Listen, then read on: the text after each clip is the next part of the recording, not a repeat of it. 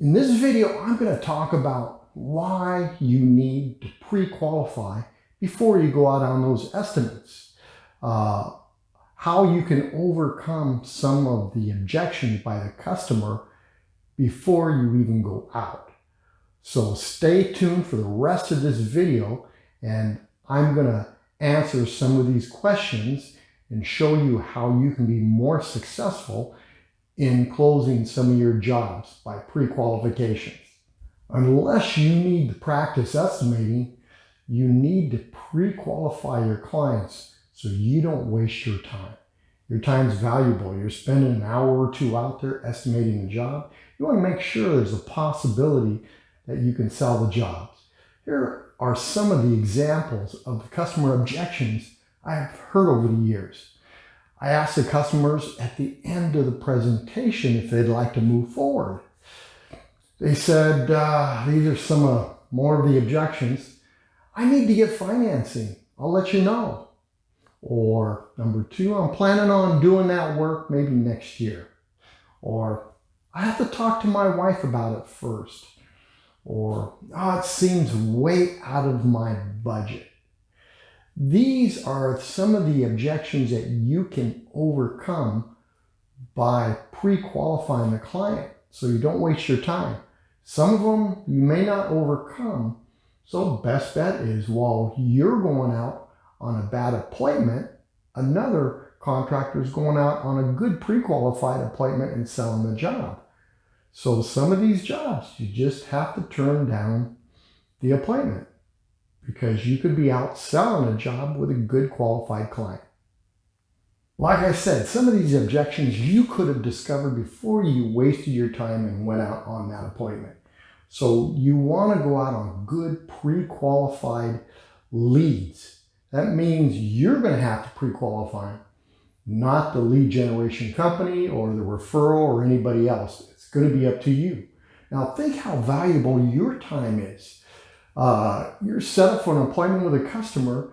You got 45 minutes, 30 to 45 minutes driving there, 20 to 30 minutes discussing what customer wants, another 35 to 45 minutes driving home, another 35 to 45 minutes driving there to present the estimate, and another 20 to 25 minutes presenting the estimate, and another 35 to 45 minutes driving home. You've got 4 to 5 hours spent on that estimate. And if you don't sell it, that was a waste of your time.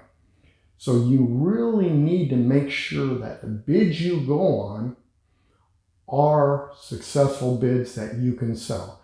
Even if you have to pay a lead generation company $80 to $100 for that lead and you don't go on it, that's okay, because your time's worth more than that $80 that you spent on that lead.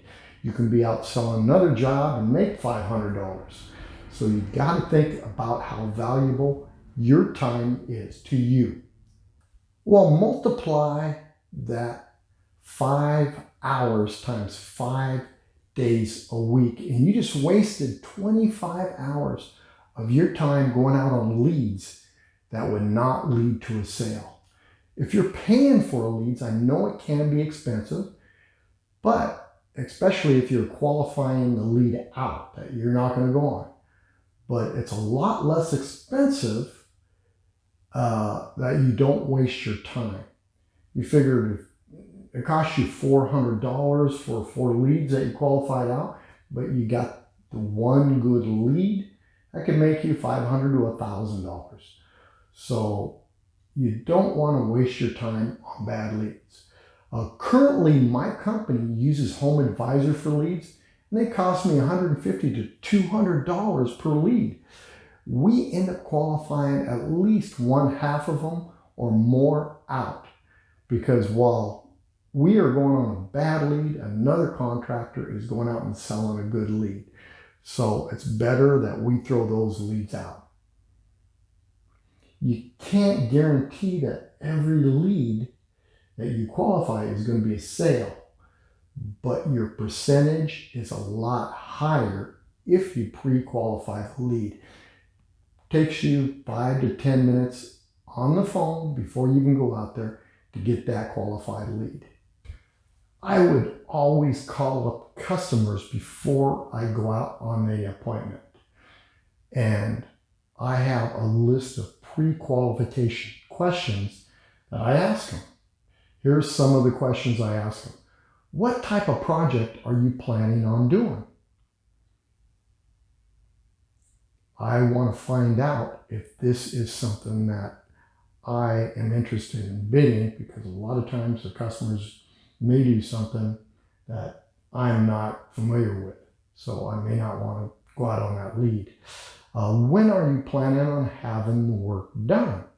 Well, if they had told me next year, well, I'm not going to waste my time going on a lead that is not going to be available to next year. Anything can happen from now until then.